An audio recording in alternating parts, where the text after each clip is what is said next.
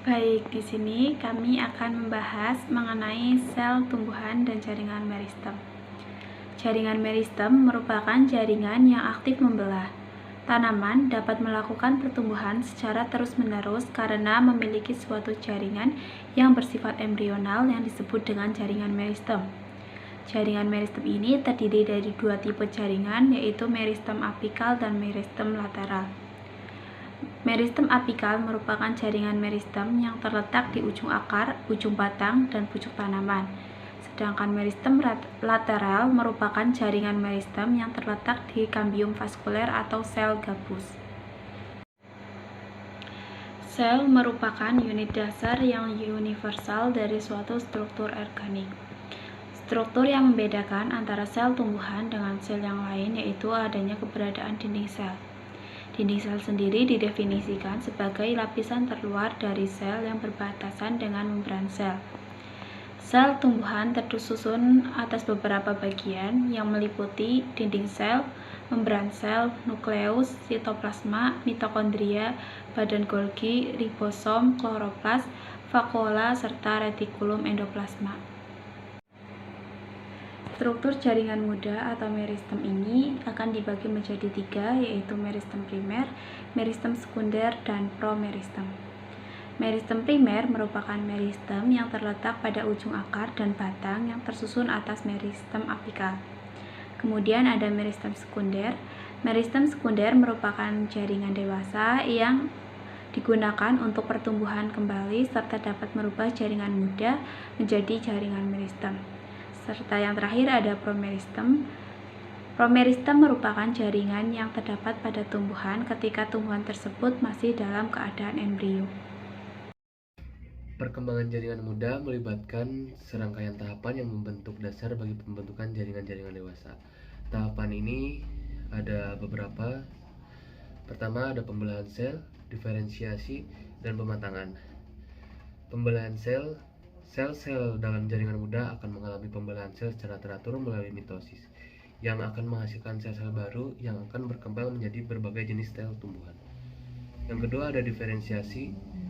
Sel-sel muda yang dihasilkan mulai mengalami proses diferensiasi di mana mereka mengadopsi ciri-ciri dan fungsi-fungsi tertentu sesuai dengan jenis sel yang akan mereka menjadi. Proses ini diatur oleh faktor internal dan eksternal yang mengarahkan sel untuk mengubah ekspresi genetiknya. Yang ketiga ada pematangan sel, di mana sel yang telah mengalami diferensiasi tadi menjadi sel-sel matang dengan fungsi khusus. Sel-sel ini akan membentuk jaringan-jaringan dewasa seperti xilem, epidermis, dan masih banyak lainnya. Kemudian ada penyusun jaringan meristem. Pada dasarnya, fungsi dari jaringan meristem adalah sebagai penyokong pertumbuhan tinggi dan besarnya tanaman. Dan kemampuan dari jaringan ini dapat ditunjang oleh fungsi dari bagian-bagian jaringan tertentu. Antara lain ada meristem apikal, kambium vaskular, kambium gabus, meristem tunas samping, meristem selaput, meristem permulaan, dan meristem inti. Yang pertama ada meristem apikal. Meristem apikal ini terletak di ujung akar atau root apical meristem dan ujung batang shoot apical meristem. Ini adalah meristem pertumbuhan utama yang bertanggung jawab untuk pertumbuhan panjang pertumbuhan. Meristem apikal pada akar menghasilkan sel-sel yang membentuk jaringan akar, sedangkan meristem apikal pada batang itu menghasilkan sel-sel yang membentuk jaringan batang. Yang kedua ada kambium vaskular atau vaskular kambium. Ini adalah jenis meristem lateral yang terletak di antara kayu atau xilem dan kulit atau phloem pada tumbuhan. Sel-sel kambium terus membelah untuk menghasilkan sel-sel xilem baru ke arah dalam dan sel-sel phloem baru ke arah luar yang menghasilkan pertumbuhan tebal tumbuhan. Yang ketiga ada kambium gabus atau chalk kambium. Kambium gabus terletak di dalam kulit atau epidermis tumbuhan. Ini membelah untuk menghasilkan sel-sel gabus yang terbentuk lapisan pelindung di permukaan batang dan akar. Yang keempat ada meristem tunas samping atau lateral bud meristem. Meristem ini terletak di tunas samping dan bertanggung jawab atas pertumbuhan tunas samping baru. Yang kelima ada meristem selaput atau protoderm. Meristem ini adalah meristem yang menghasilkan jaringan epidermis, yaitu lapisan luar tumbuhan yang melindungi dan mengatur pertukaran zat-zat dengan lingkungan. Yang keenam ada meristem permulaan atau ground meristem. Meristem permulaan menghasilkan jaringan dasar ground tisu tumbuhan seperti parenkima, kolenkima, dan sklerenkima. Nah, dan yang terakhir ada meristem inti atau prokambium. Meristem inti ini akan menghasilkan jaringan pengangkut, yaitu xilem dan phloem. Dari semua jenis meristem ini berkontribusi dalam membentuk berbagai jaringan dan organ dalam tumbuhan. Dengan membelah dan memberikan sel-sel baru, jaringan meristem memungkinkan tumbuhan untuk tumbuh dan berkembang sepanjang siklus hidupnya. Mengenai materi jaringan tumbuhan yang terdiri dari jaringan dasar, penguat, pengangkut, pelindung, dan juga sekretori. Yang pertama ada jaringan dasar. Jadi jaringan dasar itu merupakan salah satu jaringan yang terdapat pada sebagian besar tubuh tumbuhan. Berdasarkan jumlah tipe sel penyusunnya, jaringan dibedakan menjadi dua, yaitu ada jaringan sederhana dan juga jaringan rumit.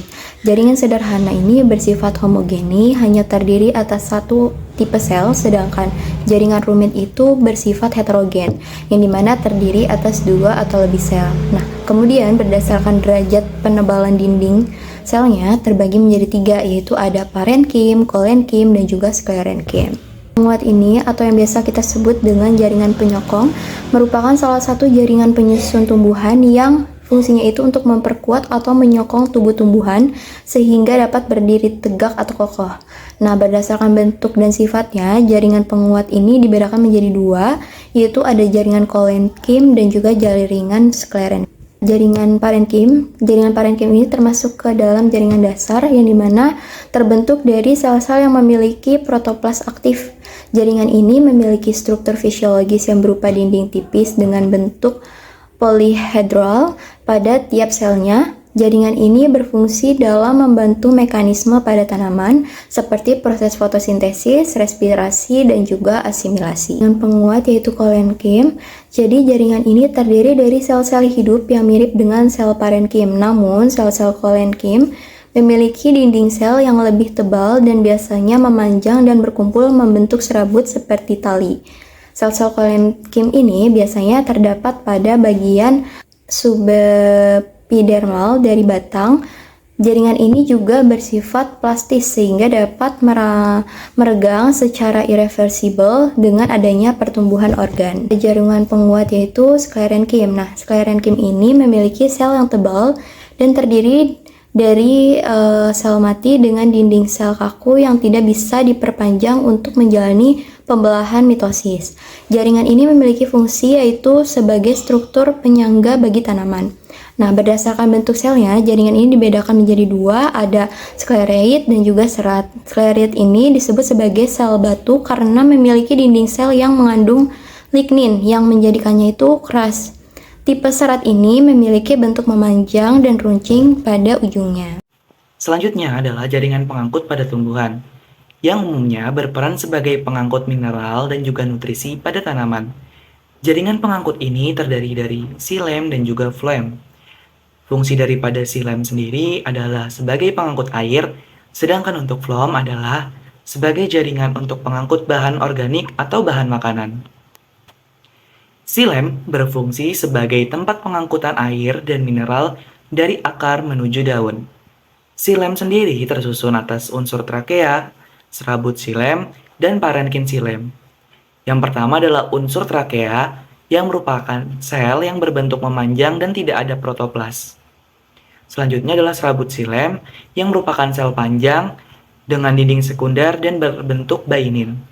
Selanjutnya adalah sel-sel yang hidup dan ada di dalam xilem primer dan juga sekunder.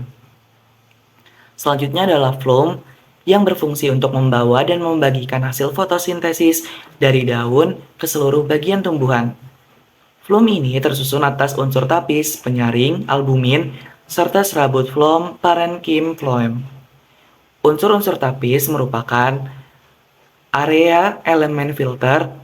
Di dindingnya terdapat juga protoplas yang tidak memiliki inti. Selanjutnya adalah sel pengiring, sel albumin, serabut phloem, dan juga parenchyma phloem yang terletak di filter buluh sel hidup. Selanjutnya adalah jaringan epidermis, yang mana berfungsi untuk melindungi bagian dalam tanaman dari kerusakan fisik, seperti infeksi mikroorganisme dan juga penguapan air. Pada jaringan ini terdapat suatu lapisan yang dikenal dengan kutikula. Lapisan ini merupakan selaput tipis yang menutupi jaringan epidermis di bagian terluar, dan berfungsi untuk mengurangi penguapan air pada tanaman. Pada jaringan epidermis terdiri dari beberapa sel. Yang pertama adalah sel epidermis sendiri, yaitu sel yang membentuk lapisan kutikula. Selanjutnya ada sel penjaga yang membantu menjaga ukuran rongga stomata. Selanjutnya ada trikoma, yaitu sel yang membentuk permukaan epidermis, pada umumnya berbentuk seperti rambut-rambut halus. Selanjutnya adalah hipodermis, dan yang terakhir adalah sel batuan atau litosis, yaitu sel yang berupa butiran kalsium karbonat atau yang biasa juga dikenal dengan istilah sistolit. Jaringan sekretori merupakan salah satu jenis jaringan pada tumbuhan yang berfungsi untuk tempat keluarnya beberapa jenis senyawa tertentu seperti air, mineral, dan juga getah. Letak jaringan ini berada pada seluruh bagian tumbuhan. Struktur jaringan pada tumbuhan dibedakan menjadi beberapa jenis, yaitu pertama berdasarkan letaknya, ada internal dan juga eksternal. Selanjutnya berdasarkan senyawa yang dihasilkan adalah seperti rekretori, sekretori, dan juga eksekretori. Lalu terakhir berdasarkan bentuknya ada seperti sel sekretori sendiri dan juga rambut.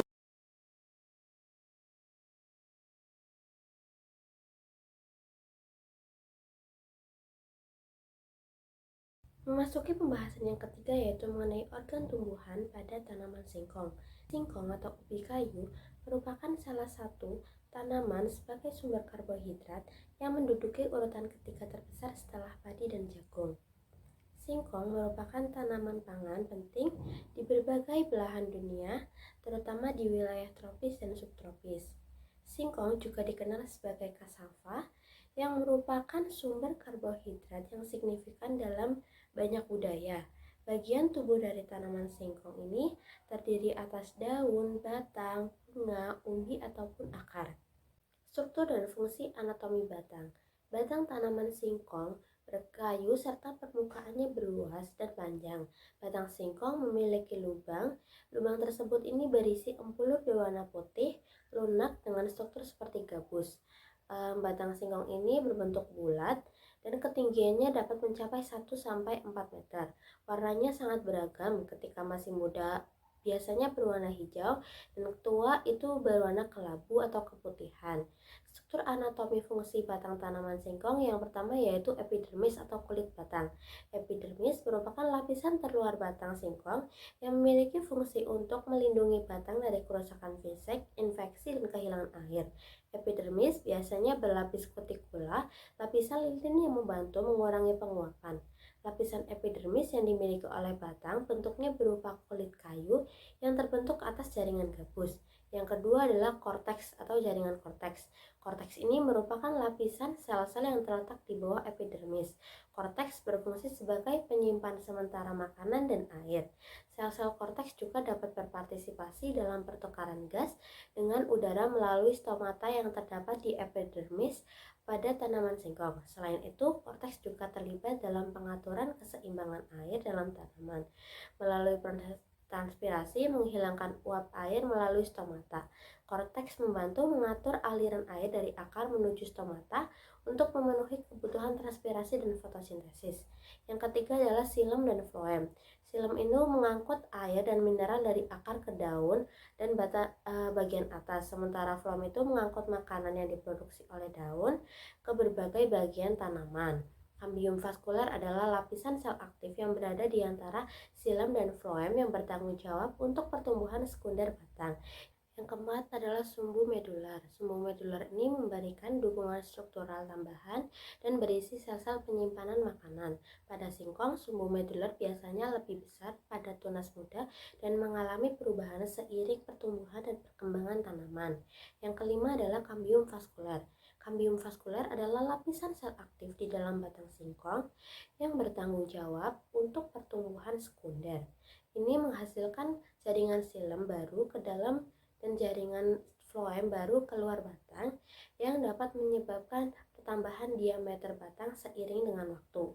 Yang keenam adalah sum batang atau pit, yang merupakan jaringan yang terletak di pusat batang singkong. Pada singkong, sum-sum batang ini biasanya tereduksi dan berperan dalam penyimpanan sementara makanan dan air. Empulur batang ini berwarna putih, lunak, dan strukturnya seperti empuk seperti gabus. Struktur dan fungsi anatomi akar. Akar pada tanaman singkong merupakan akar tunggang dengan sejumlah cabang akar yang tumbuh dengan arah menyamping yang akan mengalami pembesaran dan membentuk umbi. Tanaman singkong memiliki umbi atau akar pohon yang panjang dengan diameter dan tinggi batang yang beragam tergantung dari varietasnya. Pada tanaman yang diperbanyak secara vegetatif, akar serabut tumbuh dari dasar lurus. Akar tanaman singkong memiliki struktur anatomi yang khas yang mengoptimalkan fungsi-fungsi pentingnya. Yang pertama yaitu leher akar atau pangkal akar, yaitu bagian akar yang bersambung dengan pangkal batang. Yang kedua, ujung akar, yaitu bagian akar yang paling mudah terdiri dari jaringan-jaringan yang aktif membelah. Yang ketiga yaitu batang akar, bagian akar yang terdapat antara leher akar dan ujung akar. Yang keempat adalah cabang-cabang akar, yaitu bagian-bagian akar yang tak langsung bersambung dengan pangkal batang, tetapi keluar dari akar pokok dan masing-masing dapat mengadakan percabangan lagi. Yang kelima yaitu serabut akar, yaitu cabang-cabang akar yang halus dan berbentuk serabut.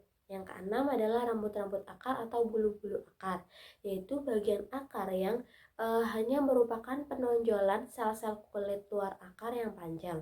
Yang ketujuh adalah tudung akar, yaitu bagian akar yang letaknya pada ujung terdiri atas jaringan yang berguna untuk melindungi ujung akar yang masih muda dan lemah. Selanjutnya yaitu struktur dan fungsi anatomi daun. Tanaman singkong ini memiliki daun yang berbentuk menjari dengan panjang tangkai sekitar 10-20 cm. Daun singkong ini memiliki 3 bagian. Yang pertama yaitu tangkai daun, helai daun, dan juga tulang daun. Yang pertama yaitu epidermis. Epidermis ini merupakan jaringan terluar atau lapisan terluar dalam daun. Lapisan epidermis pada tanaman singkong ini memiliki kutikula atau lilin yang berfungsi sebagai penahan terjadinya penguapan yang terlalu besar. Selain itu, lapisan epidermis ini berfungsi sebagai pelindung bagian-bagian yang ada di bawahnya. Yang kedua yaitu stomata. Stomata ini merupakan porus kecil yang terdapat pada jaringan epidermis daun. Stomata ini berfungsi sebagai tempat terjadinya pertukaran gas seperti pengambilan karbon dioksida pada proses fotosintesis dan pelepasan oksigen serta uap air. Yang ketiga yaitu kloroplas. Kloroplas ini merupakan organel sel yang memiliki pigmen hijau dan terletak pada jaringan palisade atau jaringan tiang. Kloroplas ini berfungsi sebagai penghasil energi pada proses fotosintesis daun. Yang terakhir yaitu jaringan pengangkut. Jaringan pengangkut ini terdiri dari 2 macam. Yang pertama ada jaringan xilem dan juga jaringan floem. Xilem ini berfungsi untuk mengangkut air dan mineral dari akar ke daun. Sedangkan floem berfungsi sebagai pengangkut hasil fotosintesis ke seluruh bagian tanaman singkong. Selanjutnya yaitu struktur anatomi dan fungsi bunga pada tanaman singkong. Bunga tanaman singkong ini adalah bagian yang jarang ditemui. Hal ini dikarenakan para petani biasanya memanen umbi singkong setelah tanaman berusia 6-7 bulan. Sementara bunga singkong ini baru muncul pada saat tanaman berusia 9 bulan. Bunga singkong ini merupakan salah satu tanaman dengan bunga yang berumah 2. Jadi antara bunga jantan dan bunga betina ini terletak pada tangkai yang berbeda atau rumah yang berbeda. Maka dari itu proses penyerbukannya bersifat silang. Selanjutnya yaitu struktur dan fungsi anatomi buah dan biji. Menurut KBBI, buah merupakan bagian dari tanaman yang berasal dari bunga atau putik. Jadi buah adalah salah satu bagian tanaman yang menjadi hasil reproduksi antara putik dengan serbuk sari pada tanaman. Tanaman singkong ini menjadi salah satu tanaman yang tidak memiliki buah. Tanaman singkong hanya memiliki umbi yang berasal dari akar yang membesar yang digunakan sebagai tempat cadangan makanan. Umbi singkong ini memiliki 3 lapisan. Yang pertama yaitu lapisan terluar yang berwarna coklat, yang kedua yaitu lapisan dalam yang berwarna putih, dan yang ketiga yaitu daging buah yang berwarna putih. Selanjutnya yaitu biji. Biji ini merupakan proses radikula yang menghasilkan akar embrionik yang berfungsi sebagai perkembangbiakan tanaman. Biji ini menjadi salah satu organ penting bagi perkembangbiakan tanaman. Pada umumnya, biji ini memiliki bagian-bagian diantaranya yaitu ada kotiledon yang berfungsi sebagai penyimpan cadangan makanan. Selanjutnya ada radikula yang berfungsi sebagai poros embrio yang nantinya akan tumbuh ke bawah, dan plumula yang akan tumbuh ke atas dan menjadi daun pertama. Hampir seluruh tanaman ini menghasilkan biji, akan tetapi pada tanaman singkong tidak menghasilkan biji, sehingga tanaman singkong ini tidak menggunakan biji dalam berkembang biaknya, melainkan dengan menggunakan vegetatif alami atau vegetatif buatan yaitu stek batang. Sekian presentasi dari kami. Apabila terdapat kesalahan, kami mohon maaf. Terima kasih. Wassalamualaikum warahmatullahi wabarakatuh.